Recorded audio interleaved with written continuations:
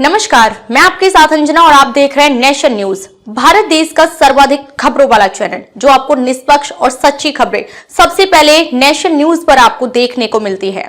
आइए बढ़ते हैं आज की बड़ी खबर की ओर। नेहरू और अटल बिहारी वाजपेयी का संजय राउत के बयान पर भड़के बीजेपी नेता तमिल सेल्वन।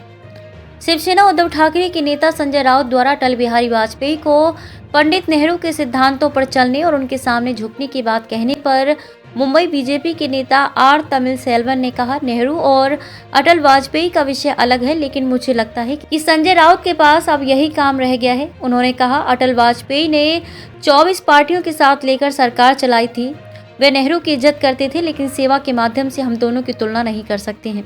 अटल बिहारी वाजपेयी का विषय ही अलग है। संजय राउत के दावों पर बीजेपी नेता ने कहा, संजय राउत ने महाराष्ट्र के लिए क्या किया? वे मीडिया में दूसरी पार्टियों के विषय पर बात करते हैं, अपना उनका कौन सा मुद्दा है? वे पार्टी के विषय पर बात करते हैं, लेकिन एक दिन भी सेवा के विषय पर बात नहीं करते हैं।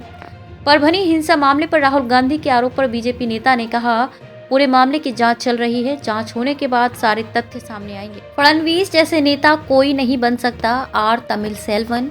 उन्होंने कहा, महाराष्ट्र में देवेंद्र फडणवीस जैसे नेता कोई नहीं बन सकता। महाराष्ट्र में विकास करने वाला मुख्यमंत्री है। राहुल गांधी और संजय राउत का एक ही काम है, जनता को गुमराह करना। पूर्व पीएम अटल बिहारी वाजपेयी के जन्म दिवस पर उन्होंने कहा, अटल बिहारी वाजपेयी और लाल कृष्ण आडवाणी ने भारतीय जनता पार्टी को आगे बढ़ाने और लोगों की सेवा करने में महत्वपूर्ण भूमिका निभाई। उन्होंने असाधारण काम किया, जिसकी बदौलत पार्टी को 3 सांसदों से 303 सांसदों तक बढ़ाने में मदद की, जो पार्टी को मजबूत करने और सार्वजनिक सेवा पर ध्यान केंद्रित करने के उनके शुरुआती प्रयासों का परिणाम है।